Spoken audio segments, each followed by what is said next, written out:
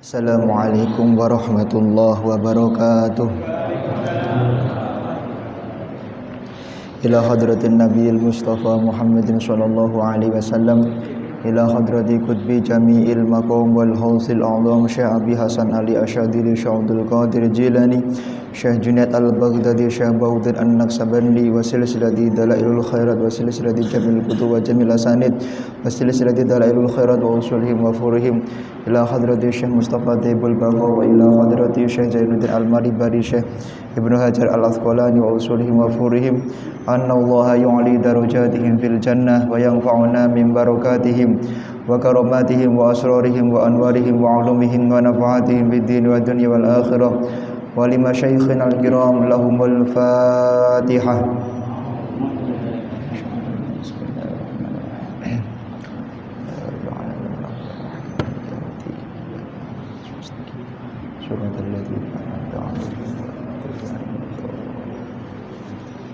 Bapak Ibu yang dimuliakan oleh Allah Subhanahu wa taala, insyaallah dua pertemuan ini kami akan menyampaikan, dua pertemuan sekarang dan besok menyampaikan tentang yaitu kitab Bulughul Maram langsung pada bab puasa. Kemudian satu pertemuan terakhir sebelum Ramadan nanti kita akan menyampaikan tentang yaitu fikih zakat. Kira-kira seperti itu karena kita masih ada 3 pertemuan kurang lebih. Bismillahirrahmanirrahim.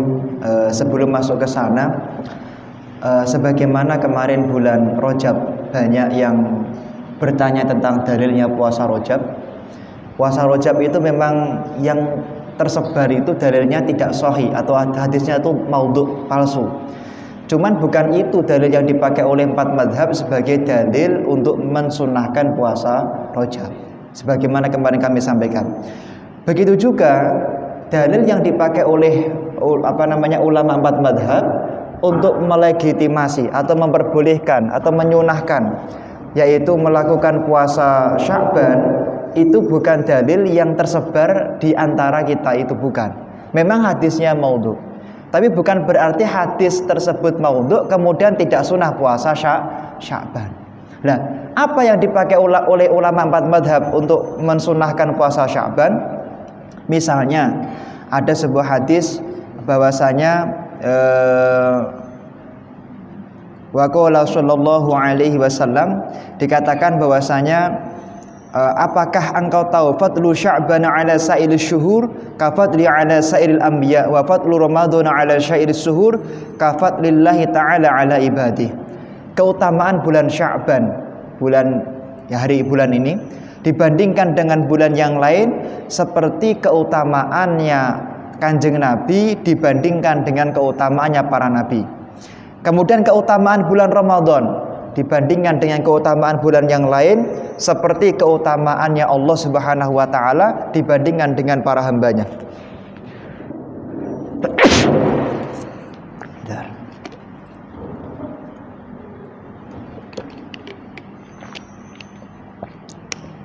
Maka dikatakan di sebentar ya, posisinya. Maka di dalam kitab ini dikatakan disunnahkannya melakukan puasa di bulan Sya'ban karena Kanjeng Nabi itu pengen ketika diangkat amalnya, maka amal tersebut diangkat oleh Allah dalam posisi yaitu Kanjeng Nabi dalam keadaan berpuasa. Kemudian dikatakan bahwasanya waqila Allahu latifum bi ibadihi yarzuqu man yasha wa huwal qawiyyul aziz. Nah, yarfa'u Allahu a'malal ibadi kullaha fi hadzal syahr. Kemudian Kanjeng Nabi mengatakan Allah itu akan mengangkat amal ibadah, menghisab semua amal ibadah itu di bulan Sya'ban. Maka dikomentari oleh beberapa ulama, misalnya di dalam kitab yang ditulis oleh Syekh Slomli bahwasanya melakukan puasa di bulan Sya'ban dicintai oleh Kanjeng Nabi karena Kanjeng Nabi itu pengen ketika diangkat amalnya beliau dalam keadaan puasa. Seperti itu. Ada satu kisah di sebuah kitab Zahratul Riyad bahwasanya Syekh Muhammad bin Abdullah Az-Zahidi itu mengatakan mata sodiki Abu Hafs Al-Kabir. Aku punya sahabat namanya Abu Hafs Al-Kabir. Beliau adalah orang yang meninggal dunia. Fa shallaitu ala janazatihi wa lam azur qabrahu 8 asyhur. Aku kemudian menyolati jenazahnya. Setelah tak solati, kemudian tak tinggalkan itu makamnya selama 8 bulan. Wa nimtul laila. Ini bukan hadis ya, tapi ini kisah. Aku pada suatu malam bermimpi. Fara'aituhu mutaghayyiral laun. Aku melihat wajahnya sahabatku tadi itu berubah menjadi sangat pucat dan menyedihkan sekali. Musfarul wajhi fasallimtu alaihi falam yarudi salam aliyya. Aku ucapkan assalamualaikum tapi dia tidak menjawab salam. Kemudian fakultu subhanallah lima lam turid alaiya salam. Ya fulan, wahai sahabatku, kenapa engkau tidak menjawab salamku sama sekali? Faqala radda salam ibadatun wa nahnu maqtu'una 'anil ibadah. Ketahuilah wahai saudaraku, menjawab salam itu bagian dari ibadah. Sedangkan aku sudah mati, sehingga aku itu tidak perlu menjawab salam engkau karena aku sudah maqtu'un 'anil ibadah, terputus daripada ibadah. Fakultu mali araka mutaghayyirul wajhi. Sahabatku, kenapa wajahmu sekarang menjadi sangat buruk sekali? Padahal engkau ketika hidup dulu memiliki wajah yang sangat terang dan indah serta menyenangkan. Kemudian beliau mengatakan, faqala lima wuditu fi qabri lima wudita fi qabri ja'a malakun faqama ala ra'si wa qala ya syaikhusu ya syaikhusu. Ketika engkau dulu memakamkan jenazahku dalam kubur, kemudian orang-orang pada pergi, datanglah malaikat dengan wajah yang sangat menakutkan. Malaikat tadi mengatakan, ya syaikhusu, wahai seorang ulama yang sangat buruk sekali, wahai ulama yang buruk di mata Allah Subhanahu wa taala. Wa'ada dzunubi wa su'a af'ali wa darabani bi'amudin. Kemudian malaikat itu mencaciku, menghinaku, merendahkanku. Kenapa? Karena dulu ketika di dunia, aku ketika jadi ulama itu tidak meniatkan dakwahku untuk Allah Subhanahu wa taala. Ngaji seperti ini niatnya bukan karena Allah tapi untuk urusan dunia. Ngaji bukan tujuannya untuk menyampaikan titipan ilmu kepada jamaah, tapi untuk urusan pengen dimuliakan misalnya, pengen diagungkan misalnya, pengen dihormati dan lain sebagainya. Maka aku dipukul berkali-kali oleh malaikat tersebut. Fashta'alla jasadi naron. Kemudian aku dibakar di neraka, di api yang sangat panas bulat-bulat. Summa takallama ma'i qabri. Kemudian seluruh kubur berkata kepada diriku, faqala ammastahyita min rabbi summa dhughatan hatta ikhtalafa adla'i wa qata'at mafasili wa baqitu fil 'adzabi lal lailatil lati ahdun fiha hilalu sya'ban. Kemudian Allah menyiksaku. Jenazahku dipepet dengan kuburan. Kemudian aku dipukul sehingga tulang-tulangku keluar semuanya. Aku disiksa dalam kuburku. Sampai datanglah kemudian bulan yang disebut dengan bulan Sya'ban. Ketika bulan Sya'ban telah datang, terutama malam hilal Sya'ban, hari ini hilal Sya'ban, fa'idan ana bimunati yunati min fauqi ayyuhal muluk irfa'inhu. Tiba-tiba ketika itu ada suara dari Allah Subhanahu wa taala dari langit. Wahai malaikat, angkat semua siksa si fulan ini, angkat semua siksanya. Fa innahu ahya lailatan min Sya'ban fi umrihi wa shoma yauman min ayyamih. Kenapa? Karena orang itu ketika hidupnya itu ketika masuk bulan Sya'ban itu memuliakan malam Sya'ban dengan memperbanyak beribadah kepada Allah Subhanahu wa taala. Di malam-malam Sya'ban dia memperbanyak berzikir kepada Allah Subhanahu wa taala. Di siangnya bulan Sya'ban dia memperbanyak berpuasa untuk mencari ridha Allah Subhanahu wa taala. Summa basyarani bil jannah war rahmah. Gara-gara itu kemudian aku mendapatkan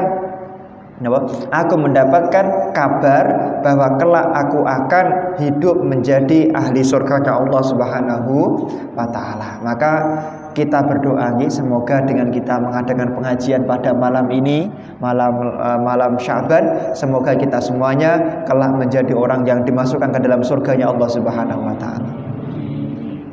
Ini kisah tentang salah satu ulama yang mengalami testimoni bulan Sya'ban. Bismillahirrahmanirrahim. Kami akan masuk pada fikih puasa. Nanti kami sampaikan satu bab, jenengan boleh tanya. Satu bab jenengan boleh tanya.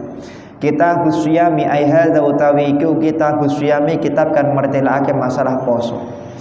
Jadi puasa itu adalah salah satu rukun yang wajib kita imani sebagai orang Islam, yang mana kalau tidak beriktikad puasa itu wajib, maka disebut orang kafir, murtad. Apakah kemudian dia kafir yang kemudian boleh dihad? Enggak. Maka menurut Imam Asy-Syafi'i, Hambali, Hanafi, Maliki, dia wajib istitabah, wajib diminta tobat terlebih dahulu. Tobat dulu. Ternyata orang ini gak mau tobat, sekali, dua kali, tiga kali, maka hakim yang memutuskan, hakim boleh menghukum orang ini dengan hukuman sebagaimana orang kafir atau orang yang murtad dari Islam. Jadi yang boleh menghukum pemerintah. Jadi dalam urusan syariat itu tidak boleh kita main hakim sendiri. Nah, dikatakan kenapa kok disebut dengan asyam, puasa? Karena puasa itu secara lughat maknanya al-imsak, mutlaqul imsak. Jadi pokoknya menahan. Semua menahan itu namanya puasa. Inni nadartu lirrahmani fakan falan ukallimal yauma saumaing. Dikatakan di dalam Al-Qur'an, aku bernadar oleh Sayyidatina Maryam, aku bernadar tidak akan berusaha menahan, tidak berbicara. Nah, menahan di situ menggunakan kalimat sauma. Seperti itu. Makanya kemudian kemudian hukum melakukan puasa itu adalah intinya menahan. Tapi puasa yang dimaksud di sini adalah yaitu imsakun 'anil muftirati, menahan segala sesuatu dari apapun perkara yang membatalkan puasa, dari mulai terbitnya fajar sampai terbenamnya matahari. Niki puasa dalam artian syariat. Apa yang membatalkan puasa? Nanti kita sampaikan di belakang. Kemudian di dalam kapan kita mulai diwajibkan melakukan puasa? Kapan kita diwajibkan melakukan puasa? Kewajiban melakukan puasa itu adalah ketika sudah terlihat hilal tanggal 1 Ramadan. Maka biasanya tanggal 29 Ramadan, 29 Sya'ban, 29 Sya'ban itu nanti besoknya sorenya mengadakan ru'yatul hilal. Kemudian ini belum kelihatan, berarti besok tanggal 30. Nah, kalau misalnya hari ini kelihatan, maka besok tanggal 1 Ramadan. Nah, kemudian kalau terjadi mendung bagaimana? Fa'in homma, kalau terjadi mendung maka besok tidak boleh puasa karena harus istikmal dianggap tanggal 30 Sya'ban.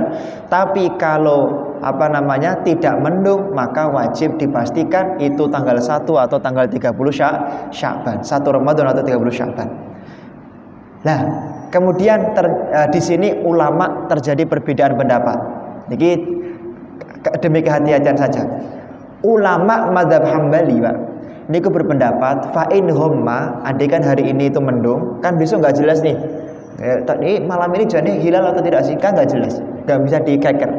Maka menurut Imam Hambali besok dianggap 1 Ramadan. Kalau menurut 3 mazhab yang lain, besok harus menyempurnakan tanggal 30 Sya'ban. Nah, apa kemudian istinbatnya Imam Hambali? Beliau berpendapat bahwa untuk kehati-hatian, kan besok tanggal 30 atau tanggal 1, maka lebih baik besok dianggap tanggal 1 Ramadan. Jadi ada perbedaan. Nanti kalau ada ustadz menceramahkan enggak tanggal 1, berarti dia mazhabnya Imam Hambali. Kemudian berikutnya adalah untuk menentukan tanggal 1 Ramadan itu bisa menggunakan ru'yatul hilal, boleh menggunakan yaitu hisab, boleh. Hisab niku dihitung. Nah, yang berpendapat pakai ru'yatul hilal niku adalah 4 mazhab. Imam Asy-Syafi'i, Hambali, Hanafi, dan Imam Maliki. Sedangkan ulama yang berpendapat menggunakan hisab itu bukan empat madhab, tapi Imam Ibnu Suraj. Imam Suraj berpendapat bahwa penentuan satu Ramadan itu menggunakan yaitu hisab, bukan ru'yatul hilal. Lah, bapak-bapak yang saya muliakan, penentuan satu Ramadan itu sendiri itu terjadi perbedaan pendapat di antara empat madhab tentang hilal. Menurut Imam Asy-Syafi'i, hilal itu sifatnya biladi, hanya berlaku di satu negara, tidak berlaku secara umum. Maka pemerintah Indonesia itu tidak pernah mengikuti Arab Saudi dalam penentuan satu Syawal, satu Ramadan. Kenapa? Karena menurut Imam Asy-Syafi'i hadis tersebut itu adalah menunjukkan bahwa manzilah dan matlak satu kota dengan negara yang lain itu berbeda-beda. Mungkin Saudi sekarang sudah melihat, oh hari ini satu Ramadan, tapi belum tentu kalau di negara Indonesia itu sudah kelihatan satu Ramadan. Maka menurut Imam Asy-Syafi'i, ru'yatul hilal itu harus diadakan di negara masing-masing. Sedangkan menurut imam tiga yang lain, Hanafi, Maliki, Hambali, menurut ulama tiga tadi, sedangkan menurut tiga ulama yang lain tadi, maka ru'yatul hilal itu berlaku di seluruh dunia. Jadi misalnya negara Amerika Serikat kok hari ini sudah melihat hilal, maka Indonesia andaikan bermadhab Maliki, Hambali atau Hanafi, maka wajib untuk melakukan puasa. Paham ya? Seperti itu. Jadi terjadi perbedaan, dan ini ada di beberapa masjid gitu, takmirnya mengatakan ya kalau kita itu kiblatnya ke Mekah ya satu Ramadan harusnya ikut Mekah. Itu tidak salah kalau madhabnya Hanafi, Maliki atau Hambali, karena memahami hadis ru'yatul hilal itu adalah secara umum seluruh dunia. Tapi sedangkan Imam Asy-Syafi'i berpendapat enggak. Ya logikanya kalau Rasulullah mengatakan ketika sudah sumuli ru'yati, berarti sumuli ru'yati itu kan sesuai dengan tempatnya, sedangkan tempat yang lain berbeda-beda. Makanya di negara Indonesia tercinta masih yo Saudi sudah satu Ramadan, Amerika sudah satu Ramadan, Indonesia tetap mengadakan ru'yatul hilal. Logikanya seperti itu dari Imam Syafi'i. Nah, kemudian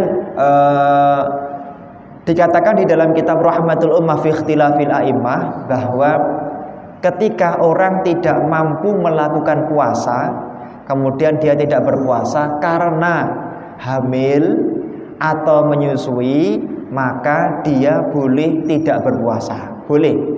Tapi di sini ada perincian. Kalau dia tidak kuat puasa karena dirinya sendiri atau karena dirinya plus bayinya, maka dia cukup mengqadha'nya saja tanpa membayar kafarah.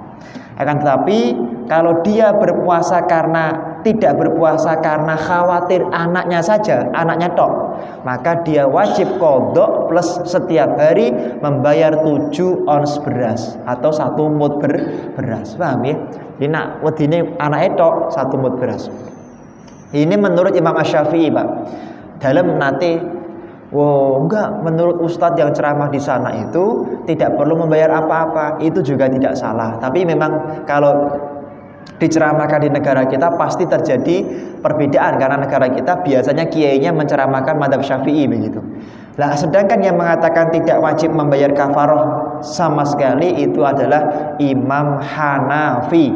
Imam Hanafi mengatakan pokoknya kalau dia itu enggak kuat puasa cukup mengqadha saja, entah takutnya karena dirinya plus bayinya atau bayinya saja. Niki Imam Hanafi. Enten mulai sing nyeleneh. Katanya ustadz yang di sana tidak perlu mengqadha sama sekali. Jadi nak mboten kuat poso mergo menyusui, niku rasa diqadha, cukup bayar fidyah. Nah, pendapat itu tidak salah, tapi pendapat itu tentu pendapat yang kontroversi kalau disampaikan.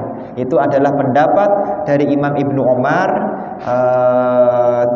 Imam Ibnu Umar dan Abdullah Ibnu Abbas. Dan tentu pendapat ini jangan disampaikan untuk masyarakat Indonesia seperti itu. Yang kita sampaikan di masyarakat adalah yang umum kita pakai daripada pendapat Imam Asy-Syafi'i, nak takutnya karena dirinya plus bayinya atau dirinya saja qadha. Tapi kalau takutnya anaknya saja, maka qadha plus bayar 1 hari 7 ons beras. Niki menurut Imam Asy-Syafi'i. Bapak-bapak yang dimuliakan oleh Allah Subhanahu wa taala, sekarang kalau tidak kuat puasa karena musafir atau karena bepergian. Jadi ngeten. Nak menurut Imam Asy-Syafi'i berdasarkan ayat Quran nggih, wa antasumu khairul lakum in kuntum ta'lamun, berdasarkan ayat Quran tersebut, nak sampean kuat poso karena orang yang berpuasa itu akan mendapatkan kemuliaan dari Allah Subhanahu wa taala. Nah, ayat ini dipahami Imam Syafi'i kalau bisa bepergian tetap puasa. Tapi menurut Imam Al-Auza'i tidak berpuasa lebih mulia. Kenapa? Karena khawatir nanti kalau berpuasa musafirnya atau perjalanannya akan terganggu, tidak konsentrasi, tidak akan mendapatkan yaitu tujuan yang dia tuju. Paham ya? Ini ada perbedaan. Tapi Imam Syafi'i kalau bisa tetap puasa. Niki masalah orang yang bepergian. Nah, kemudian bepergian niku boleh tidak puasa, boleh. Asalkan jaraknya 82 km dalam madzhab Syafi'i, 82 km. Nanti mengke enter sing ngendika 79. Enten kleru. 87. Ada yang mengatakan 89. Ada perbedaan pendapat. Pendapat yang paling ringan itu 82 km. 81,6 km. Enggak sampai 82. Lah, bepergian itu boleh tidak puasa jika dilakukan sebelum subuh. Jenengan misalnya badai tindak pulang kampung sebelum subuh, boleh nggak puasa. Tapi nak jenengan kok bepergiannya ba'da subuh, maka tidak boleh puasa. Harus tetap puasa, kecuali kalau sudah bepergian nggak kuat, kemudian nggak konsentrasi, khawatir nanti kalau nyopir bahaya, maka boleh tidak puasa. Jadi kalau bepergiannya ba'da subuh tetap harus puasa dulu semampunya. Kalau nggak kuat baru kemudian boleh yaitu iftar atau membatalkan puasa karena nggak kuat bolehnya. Ini menurut 3 madhab. Enten sing ceramah mriko enggak, pokoknya kalau bepergian ba'da subuh ya tetap sunnah puasa, tetap boleh nggak puasa tanpa ada pengecualian. Itu pendapat ulama Saudi yaitu Imam Hambali. Imam Syafi'i tetap wajib puasa, dan itulah yang diceramahkan para ustadz-ustadz dan kiai-kiai yang ada di negara Indonesia. Kemudian yang berikutnya adalah orang itu diwajibkan puasa dengan memenuhi 3 syarat. 1, Islam. Nak kafir mboten wajib puasa, kafir. Kalau murtad, maka ketika dia masuk Islam, maka selama dia murtad, maka dia wajib mengqadha semua puasanya. Niki. Jadi kalau misalnya murtadnya 10 tahun, ya dia wajib untuk mengqadha puasanya selama 10 tahun. Niki. 10 tahun, 10 bulan niki. Enten dosen lembaga kondur saking Pakistan niku terus ceramah. Oh, orang murtad tidak wajib mengqadha puasanya. Orang murtad tidak wajib mengqadha puasanya. Kula mboten mengatakan salah. Dia tidak salah, dia benar, karena memang Pakistan, India itu kebanyakan mengikuti Imam Hanafi. Imam Hanafi orang yang murtad tidak wajib mengqadha puasanya. Paham ya Pak? Tapi di negara kita Indonesia, mazhab Syafi'i dan 2 mazhab yang lain wajib mengqadha puasa bagi orang murtad. Nah, kemudian wal bulugh balik, anak kecil nggak wajib puasa, tapi wajib untuk ditajrib, diajari. Ayo biasakan puasa. Semenjak berapa tahun? 7 tahun. Kalau tidak mau puasa, maka boleh dipukul dengan pukulan yang tidak menyakitkan. ya dengan dikaplok pelan atau bagaimana, yang penting dia tahu oh saya harus puasa, tidak boleh di muka, mukulnya harus pelan dan tidak menyakitkan, tidak menimbulkan jaroh atau luka. Wal aqlu yang ketiga adalah berakal. Jadi kalau orang gila tidak wajib puasa, orang gila. Tapi ngeten, kalau ada orang gila kemudian dia sadar sebelum maghrib, apakah dia wajib puasa? Menurut jumhur wajib dia melakukan imsak. Jadi misalnya ada orang gila, jam 12 siang dia sadar, maka sisanya dia wajib imsak, tidak boleh makan, tidak boleh minum seperti orang puasa. Paham ya? Tapi tidak wajib qadha karena dia belum berkewajiban puasa. Tapi wajib imsak. Sama kalian yang anak kecil tadi. Misalnya tiba-tiba jam 2 siang dia itu ngapunten keluar mani. Berarti kan dia 9 tahun keluar mani sudah balik. Maka jam 2 sampai jam 6 dia wajib imsak. Kenapa? Karena dia sudah dianggap balik, aslinya wajib puasa. Begitu juga orang murtad tiba-tiba jam 8 pagi dia tobat masuk Islam, maka sisanya dia wajib untuk imsak, tidak boleh makan, tidak boleh minum, harus menahan diri dari semua yang membatalkan puasa. Kemudian syaratnya termasuk al-aqlu itu wal qudru 'ala shaum itu adalah an-naqo 'anil haidhi wan nifas. Jadi tidak boleh wanita haid dan nifas niku puasa. Kalau puasa maka puasanya tidak sah. Puasanya tidak sah. Kalau dia tetap puasa maka dianggap talabus bil ibadah, yaitu apa? Mempermainkan ibadah kepada Allah Subhanahu wa taala. Ngoten. Lah nanti sama kalau dia wanita haid ini jam 3 sore tiba-tiba kita udang, darahnya berhenti, maka dia wajib imsak sampai maghrib. Ini adalah pendapat dari 4 mazhab, tidak ada perbedaan. Cuman yang perlu kita ketahui adalah bahwa wa'alal ladzina yutiqunahu fidyatun. Bagi orang yang sudah tua renta, tidak mampu puasa, maka atau sakit yang layur jabur tidak bisa diharapkan kesembuhannya, maka dia boleh tidak puasa tapi setiap hari wajib membayar fidyah. Niki ngoten.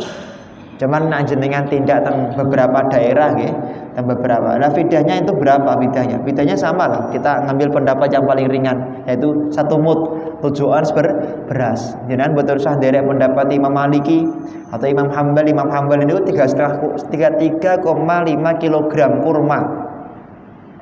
Nak sak kilo niku regane kurma niku misal 50.000, 3,5 kilo mboten 150.000. Sehari gak puasa, dendanya 150.000. Niki Hambali. Cuman kita nggak pakai itu. Kita pakai 7 ons beras. Ya sekitar 7.000 rupiah. Ngoten nggih.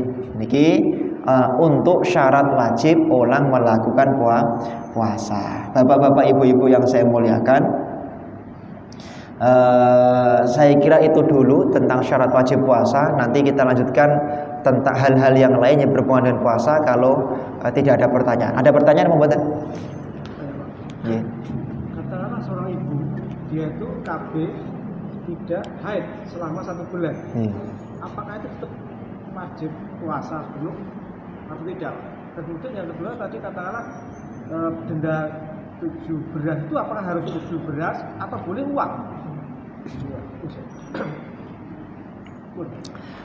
Ketika ngeten di kitab di Tuhfatul Muhtaj, Imam Ibn Hajar Al-Haytami menjelaskan tentang kewajiban puasa, tentang kewajiban puasa. Orang wajib puasa itu kan syaratnya harus an-naqo 'anil haid wan nifas, itu harus suci dari haid dan nifas. Maka dalam ijtihad yang dilakukan oleh Imam Ibn Hajar Al-Haytami, salah satu ulama mazhab Syafi'i, kalau orang itu meminum salah satu obat yang mana tujuannya untuk mentaakhir daripada nuzulud dam, keluarnya darah, mengakhirkan keluarnya darah, maka dia tetap wajib puasa. Jadi misalnya ada orang KB atau ada orang minum obat tertentu penunda haid, kemudian dia tidak haid selama Ramadan, boleh, tapi dia wajib, berarti dia wajib untuk tetap puasa. Syaratnya 4. Syaratnya 4 ini boleh, syaratnya 4. Yang pertama adalah obatnya harus obat yang halal. Yang kedua, minumnya obat dapat izin suami. Kalau nggak dapat izin suami nggak boleh. Yang ketiga, obatnya diminum tapi la yajuzud doror, tidak ada madorot. Jadi pas minum obat itu ya biasanya sehat-sehat saja gitu. Nah, kemudian yang keempat, obatnya atas resep dokter. Tidak boleh kalau minum obat sendiri tanpa resep dokter, nggak boleh. Harus atas resep dokter. Ya, obat-obat yang dijual itu kan apotek-apotek itu resep dokter, nggih mboten napa-napa. Kemudian itu nggih tetap wajib puasa. Ya sama dengan haji mboten napa-napa. Haji minum penunda haid mboten napa-napa, hukumnya boleh-boleh saja. KB boleh, KB niku boleh asalkan tidak selamanya. KB-nya KB sementara ya, spiral atau apa itu nggak tahu saya. Pokoknya KB sementara boleh, tapi kalau ing kita nasel sampai memutus tidak punya anak selamanya, maka jumhur mengatakan haram, tidak boleh, kecuali jika memang dokter mengatakan, ini semua dokter, kalau kamu punya anak lagi berbahaya, kamu bisa mati, kamu sudah nggak kuat kandungan kamu, maka dia KB selamanya mboten napa-napa, karena ada pendapat dari dokter seperti itu. Paham nggih Pak nggih? Paham. Niki masalah. Tadi yang kedua apa? Bukan beras tapi uang. Saya ini tetap beras. Zakat itu saya ini tetap, saya mengatakan saya ini loh ya, saya ini tetap beras. Cuman memang ada pendapat di dalam beberapa kaul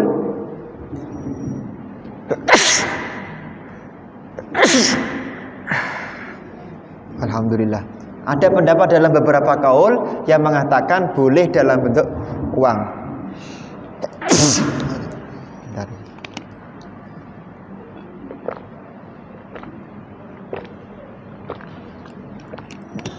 Nah, jadi boleh dalam bentuk beras, tapi andai kan misalnya pengen dibentukkan uang, karena ini pertanyaan tahun kemarin, Pak.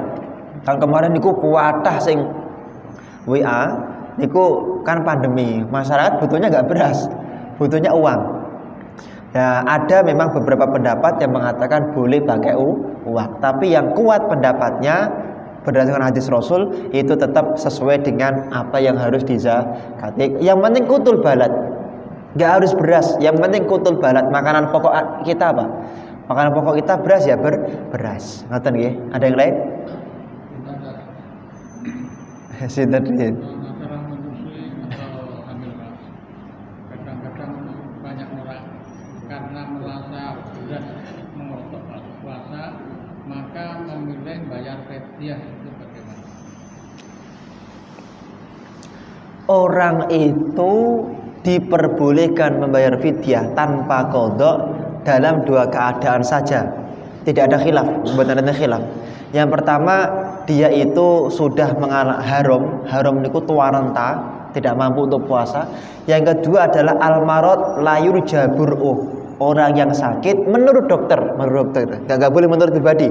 Dokter mengatakan kamu sudah nggak bisa diharapkan kesembuhannya, maka dia otomatis boleh membayar fidyah tanpa qadha. Tapi kalau misalnya dia menyusui, saat ini menyusui, kemudian besok tidak mampu untuk mengqadha, maka dia tetap wajib mengqadha sampai kapanpun. Mboten enten sing mengatakan boleh membayar fidyah tanpa mengqadha. Kecuali tadi enten pendapat dari Ibnu Umar sama Imam Ibnu Abbas. Niki nak derek pendapat niku nggih mengatakan bahwa boleh membayar fidyah tanpa mengqadha. Enten pendapat, cuman pendapat itu bukan pendapat yang kuat yang boleh kita fatwakan kecuali dalam keadaan terpaksa. Ngoten bae. Ribun.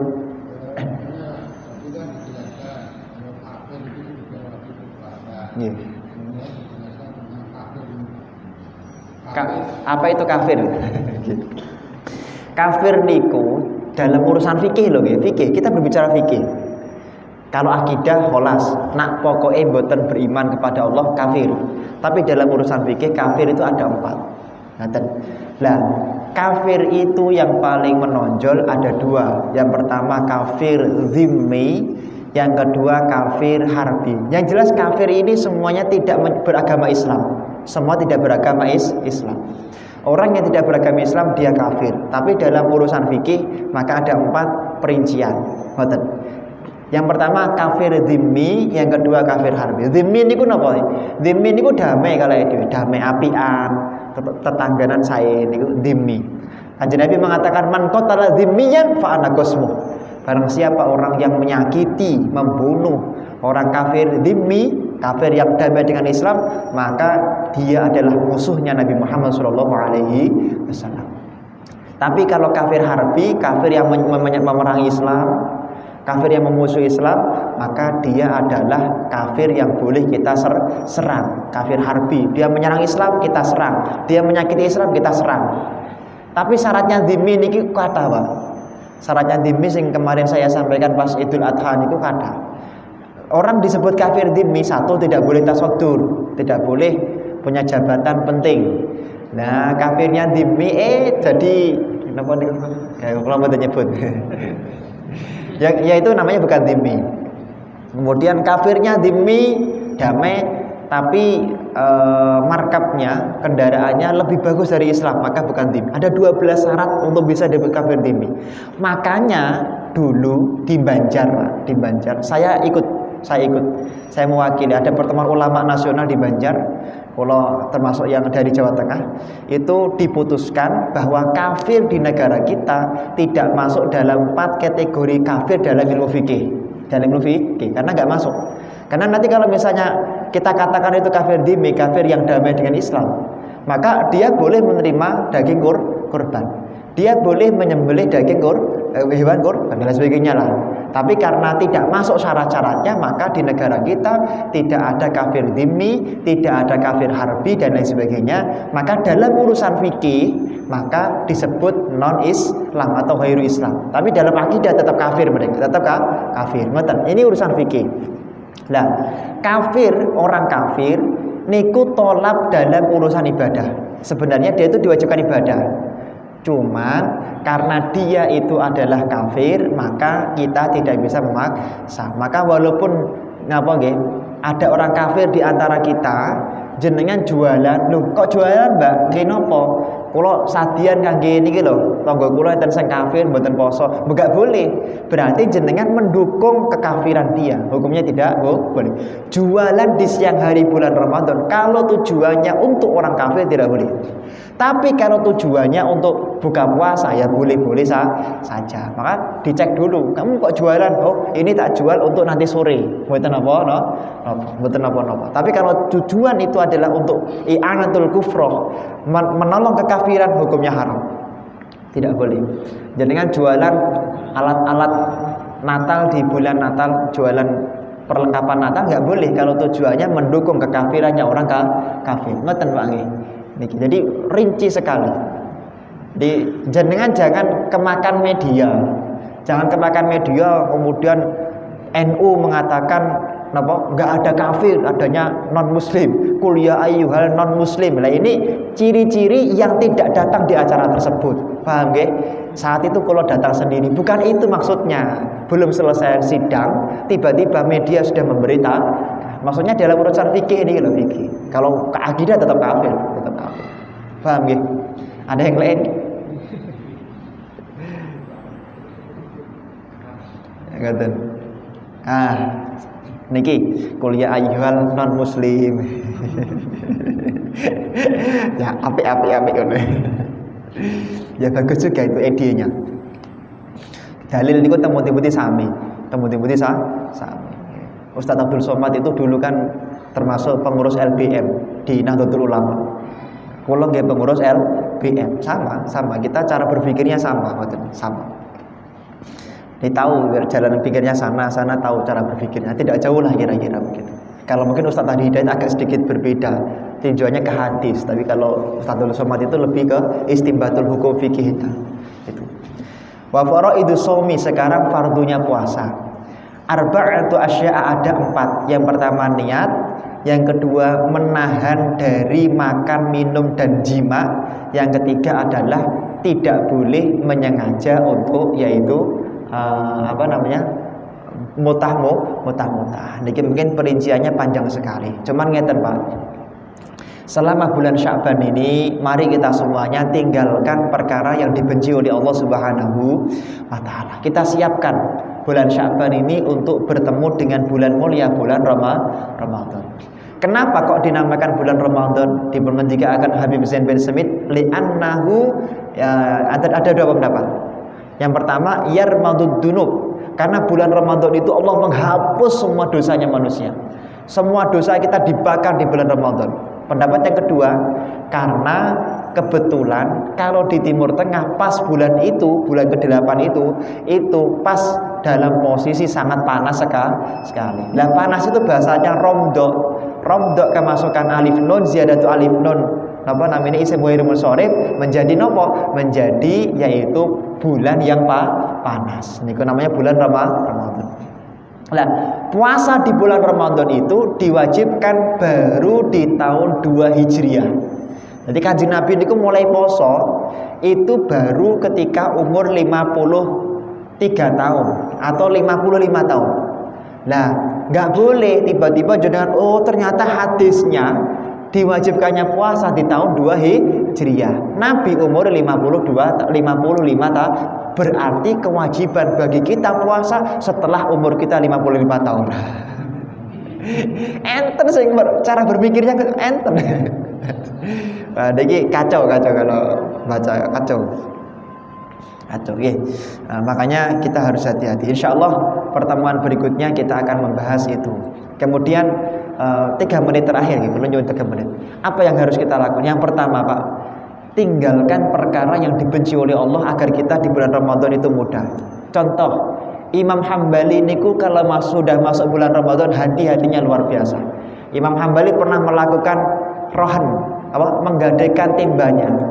Ketika digadaikan timbanya, besok ditebus. Mana timbaku? Loh, Syekh, di sini ada 2 timba. Aku lupa milik kamu yang mana. Apa yang dilakukan oleh Imam Hambali? Imam Hambali qad ba'ajruk, aku tinggal semua timbanya karena aku ragu timbaku yang ini atau yang ini. Artinya perkara yang ragu pun hendaknya kita tinggalkan agar kita diberkahi hidupnya oleh Allah Subhanahu wa taala.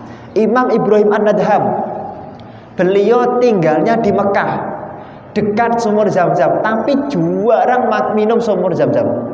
Beliau mengatakan, qad araftu hadhil barokah. Aku tahu air di Zam-Zam itu berkahnya luar biasa, air yang dicintai oleh Allah Subhanahu wa taala. Berdasarkan hadis Rasul. Tapi untuk ngambil air Zam-Zam kan butuh timba. Nah, timba yang ada di sekitar sumur ini gak jelas milik siapa. Maka aku tidak mau minum air yang mulia itu dengan timba yang tidak jelas halalnya. Makanya dimuliakan hidupnya oleh Allah Subhanahu wa taala. Kemudian contoh yang terakhir, Imam Haromen Al-Juwaini. Imam Haromen, Pak, gada kitab namanya Nihayatul Matlab. Gede kitabnya. Beliau pernah ditinggal ke pasar ibunya, cari buka puasa napa-napa nggih, untuk buka puasa atau acara yang lain. Kemudian Imam Haromen yang masih bayi baru lahir menangis, fabaka bukaan syadidan. Nangis dengan tangisan yang sangat keras sekali. Tetangganya dengar, diambil bayinya, disusui oleh tetangganya tadi. Ibunya kondur, bapaknya kondur, lihat anaknya, fana kasaunukahu wa mashabatnahu wa audoa asabi'au fi. Kepalanya dipukul-pukul, perutnya dipencet-pencet, mulutnya dimasuki jari jemari orang tuanya, dikeluarkan semua susunya. Kenapa? Karena tidak pengen ibunya, perutnya anaknya dimasuki minuman susu yang tidak berasal dari air susunya orang yang ahli ibadah. Karena tetangganya tadi ahli maksiat. Setelah dewasa, jadi ulama, muridnya puluhan ribu, beliau mengisi munadharah, ceramah. Ketika mengisi munadharah, tiba-tiba Imam Haromen mengalami kabwah. Napa niku kabwah? Kabwah niku ngebleng, ilmunya nggak keluar, lali kabeh. Nangis kepada Allah, ya Allah, limadza kadzaba mahadza? Kenapa hari ini saya diberi ngebleng oleh Allah Subhanahu wa taala? Kira-kira begitu. Di istikharoi, ibunya istikharah, jawabannya sama. Napa? Dulu ketika engkau bayi pernah ditinggal orang tuamu ke pasar atau kemana, kemudian engkau disusui oleh tetangga kamu, seluruh susunya dikeluarkan oleh orang tua kamu. Tapi ada satu buk'ah, satu teguk susu yang saat itu nggak keluar gara-gara kamu ketika bayi pernah minum susu dari susunya seorang wanita yang ahli maksiat, dan di perut kamu masih ada satu susu yang tidak keluar, maka gara-gara satu teguk susu yang tidak keluar itu kamu diberi cobaan oleh Allah Subhanahu wa taala. Maka monggo kita pastikan makanan yang masuk dalam perut kita pastikan semua yang kita makan dan minum anak-anak kita itu dari perkara yang dicintai dan dihalalkan oleh Allah Subhanahu wa taala. Ala hadhihi niyah al-Fatihah.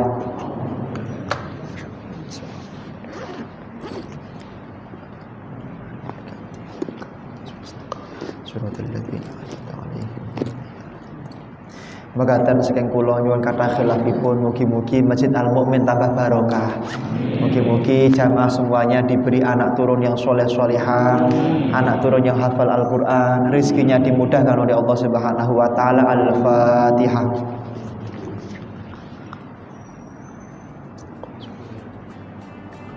Assalamualaikum warahmatullahi wabarakatuh.